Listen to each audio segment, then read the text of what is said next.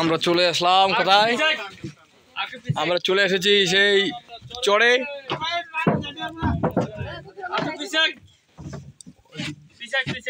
চলো চলো,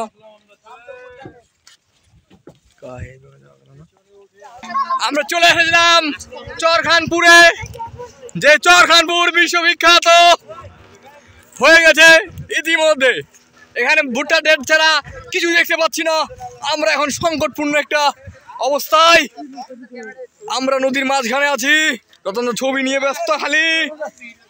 চরখানপুরের মধ্যখানে আমরা খুব, একজন ইতিমধ্যে তার মূত্র বিসর্জন দিয়ে দিয়েছে এই চরে।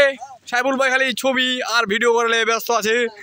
এই যে অবস্থা, এই যখন অবস্থা, আমার সামনে সবাই মূত্র বিসর্জন দিতে যাচ্ছে।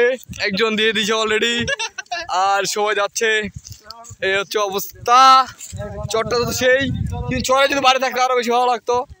অনেকজন আসছে। এই যে আমাদের নৌকাটা, ভুট্টা ক্ষেত। এই ভুট্টা, যে ভুট্টার দাম ছিল না ইতিমধ্যে ৮০,০০০ টাকা হচ্ছে। হ্যাঁ